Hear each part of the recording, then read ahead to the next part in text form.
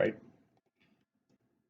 Okay, so here we are. We have 40 trees, like data points that in this case represent the height of the different various trees, right? Recorded. And so I guess step number one would be type them all into your calculator, and I ended up putting them all into L1. I'm just going to quickly check. The last entry is 40 on the calculator, right? So that tells me I did indeed type in 40. So that's at least the minimum check you should be doing. The other one would be actually checking every single one again, but I'm not going to do that. So then we go stat, calc, one variable stats, right? And we tell it to go and get the values from L1. And again, I'm confirmed that I have 40 values that are being considered.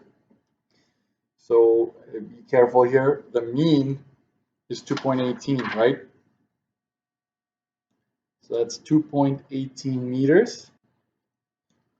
And my median is 2.25. Okay, so I'm going to put that down here, 2.25 meters. Right, and then we have our range, which we can just get from here.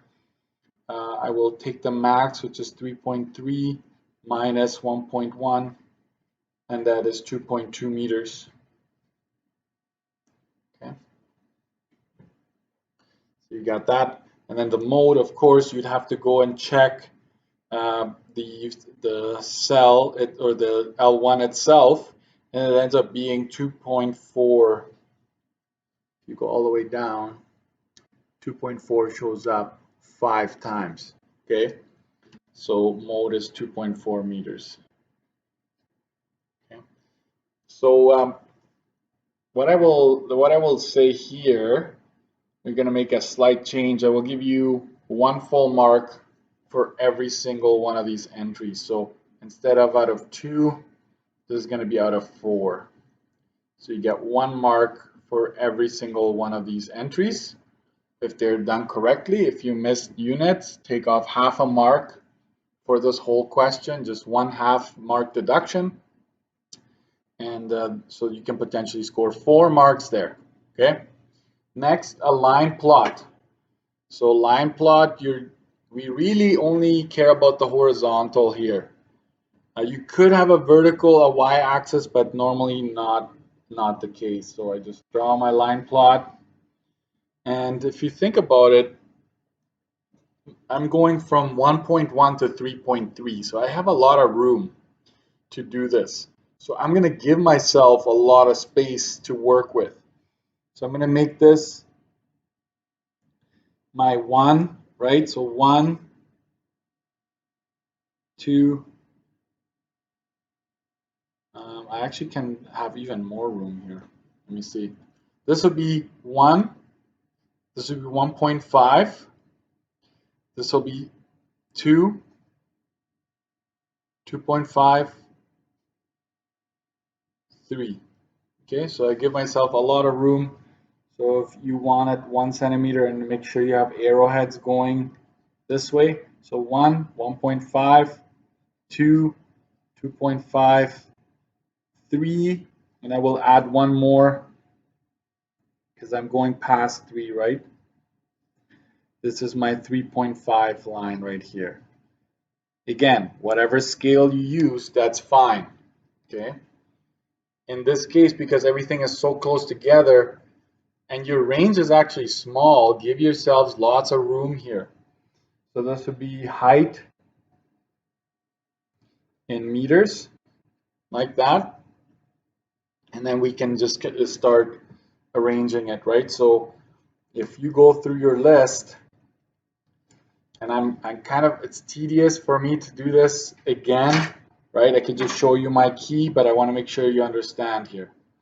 So 1.1 is right there, 1.2, 1.3, and another 1.3, right?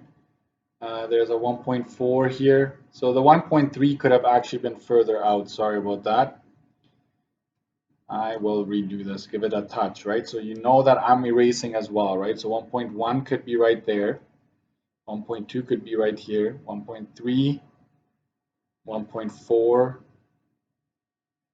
Sorry, two 1.3s there. 1.4. There are two 1.5 entries. 1.6, 1.7. There are two of those. Two 1.8s. Two 1.9. There's two 2s. 2.1, 2.2, 2.3. We have three of those. 2.4, obviously that's the one where we have 5 instances. So that should definitely be the tallest, like the 2.4, that what I would look for sure. 2.5, you have 2. 2.6, you have 2. 2.7, we have 2. 2.8, 2, and then we have a 3. We have a 3.1, a 3.2, and a 3.3. Okay, so that is what your graph should look like, and just briefly label your MCTs, right? So the mean is 2.18, which would be right about there, right? 2.18 meters for the average. Obviously, this is the mode, right? And then the median is 2.25, which would be right between 2 and, right? It's actually going to be somewhere in this neighborhood here.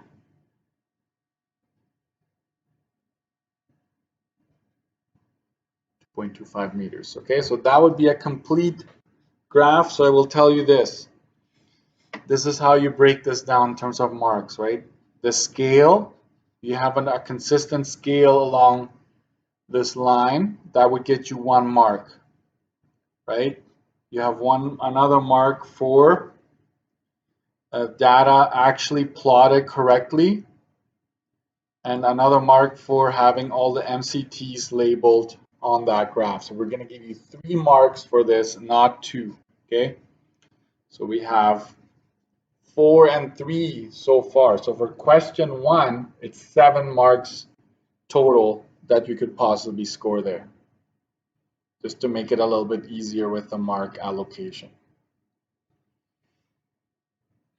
All right,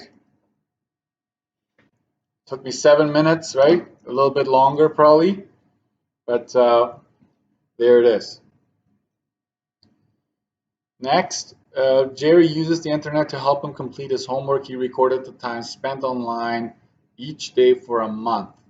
Using the frequency table below, create a frequency polygon for this set of data. Okay, now I want to remind you, what is a frequency polygon? If you remember yesterday's lesson, we needed, this is technically a frequency table, a frequency chart. You need a frequency table or chart to make a frequency polygon, which is really just a line graph. Connect midpoints. Okay, frequency polygon, and then we also had a histogram, which is a bar graph, and you can technically do them together, okay, if you wanted to.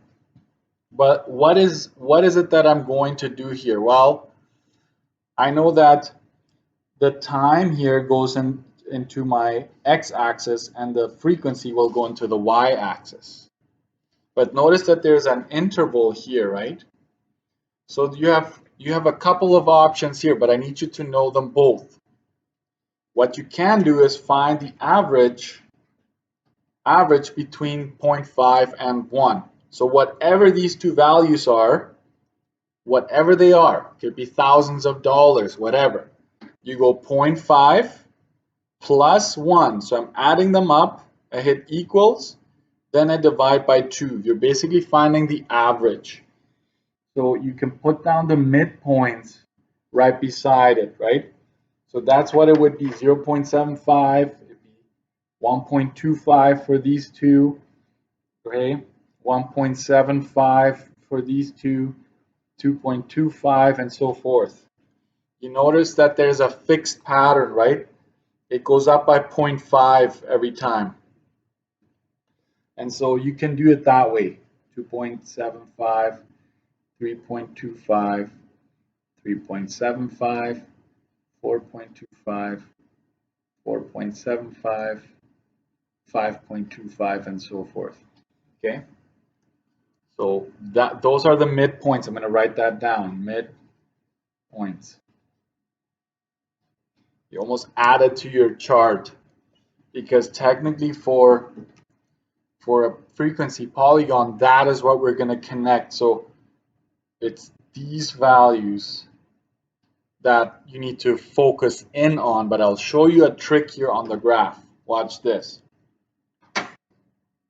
You graph your y-axis, okay, and you insert your x-axis, just quadrant 1, and I need to go from, I'm going to go from 0 in this case, because 0.5 is so close to 0, all the way to maybe 6 or something like that. Okay, so this is my 0. Then I'm going to go 1, 2, 3, 4, 5, and I'm going to extend a little bit. 6. Okay, and this is going to be time studied in hours. Okay, I'm going to label that. And in terms of frequency, how often it's going to happen, you can write down frequency. I'm fine with that. But it is actually, in this case, in days, right? Like, because every entry represents a day, like how many hours you spent on that particular day. So how often that happens, right? But the highest number I see is 8. So I'm going to go 2, 4, 6, 8. Okay. And I'm going to have a mark in between just to help me later on when I'm actually graphing, right? So my scale is technically 1, right? I'm going up by 1 in each direction. It's just that the gap is a little different, but that's fine as long as you're consistent. And now I'm going to focus on the midpoints. Okay, so the first midpoint is 0.75, so you put it right here. Okay, so I don't know if you want to use a red. I'm going to use a red pen maybe. You don't have one, so I'll just stick with this.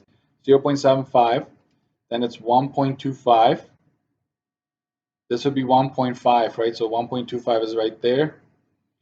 1.75, 2.25, 2.75. So you notice that they're equally spaced out, and that's key. That's how this works. 4.75, 5.25. And then you connect the midpoints. Okay?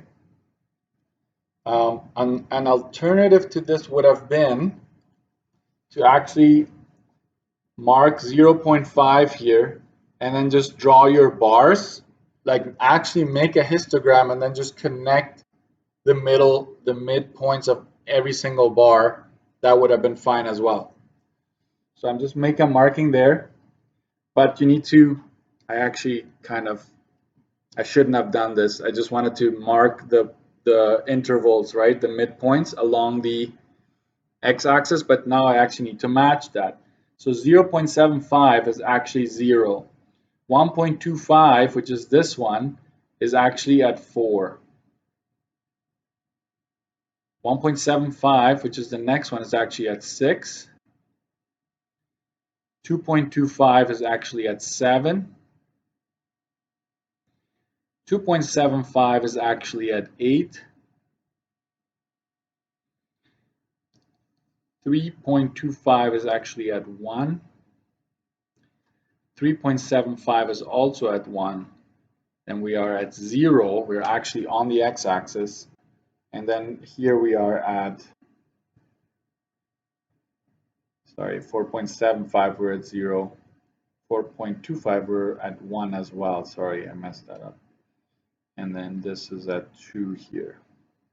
Okay, so then you connect. You always have to start from 0, regardless of what the first point is. You have to close it.